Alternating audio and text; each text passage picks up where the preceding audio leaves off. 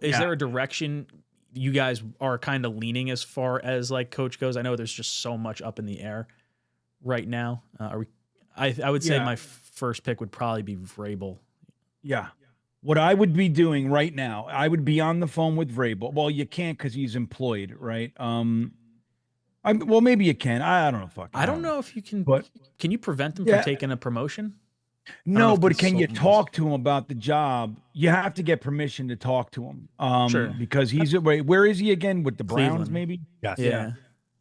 So I would be up his ass, and I would literally, this is what I would do. I would say to him, I'll give you, $10 million a year. I'll give you a 5-year contract, and I'll let you pick your GM. This way, we know there's going to be a symbiosis. We know you're going to hit the ground running. You don't got to get to know each other and figure it all out. You can come right in. Nobody's off the block. Whoever you want, it's your team. Whoever you want on the team. If you want to trade somebody that's a big marquee star, it's up to you. We're not stepping in. We're not getting in your way. Anything like that. You'd have to have that shit in writing. Like, Woody can't just overrule, step in and fucking way. We traded for somebody or some shit like that he likes to do maybe. But I don't know. I think that would be the option that I go. And it sucks because that stat, I think Matt might have talked about it last week, where like 2 of the last 20 years in the Super Bowl, the coaches were defense. The head coaches were defense, something like that. So that's a shitty trend to try to buck. You know what I mean? Especially because our track record is defense. But the other trend that we have is hiring rookies.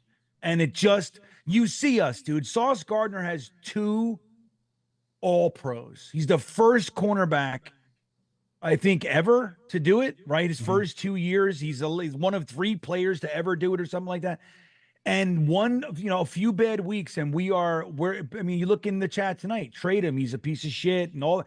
It's like, you don't last long here. You got to have a thick skin. You got to know how to hit the ground running. You got to have discipline. Vrabel brings all that stuff. And I think he would be the kind of guy that can handle it. Maybe Ben Johnson or Joe Brady or one of these guys can do it. But I don't know. Our history would predict that bringing in another rookie is just more of the same. So Vrabel's my guy. I'd give him almost full control. I like that a lot. Not to mention, I think, I don't know if you brought it up on the show or either behind the scenes with us, but we had discussed how he has had offensive coordinators poached from his team to be head coaches. Arthur Smith, Matt LaFleur. Like, these are good problems to have for a defensive head coach. So I'm right there with you on it. I like the idea of him picking his GM. I think that's a little bit of a different twist to try and get him in here, because I think there is certainly a situation where he looks at us and just laughs and doesn't even entertain the idea of coming here. Matt, what are your thoughts on the coach in particular? Which direction would you want to go? Vrabel's very high on my list. I know he's a defensive guy, but and maybe this is naive or short-sighted to view it this way, but I don't really look at him as a defensive guy. I look at him as a CEO style of head coach. Yeah. Right. Like, I don't know. Like, it's a little different when you're hiring someone who is a coordinator. Like, this guy has been a head coach before and has done it well. I don't really care that he originally came from the defensive side of the ball. Like, he had success with Ryan Tannehill as his quarterback and made a couple deep playoff runs. It didn't end well. And I think, a lot of the shortcomings were, Tannehill was injured the last couple of years. Some things with the roster wasn't great. Now, I worry about him wanting to get too much control with the roster. And that I might not want to go full, like, all right, you can hire your own GM or pick your GM rather, but kind of work to find 2 that would work well together. And who that would be, it's too early for me to say who the right choice at the general manager is right now in early November. But for me, Vrabel's towards the top. If Kevin Stefanski shakes free from the Browns after this year, I like him a lot. I think he's a good offensive mind and is, made the playoffs, won a playoff game, the whole thing.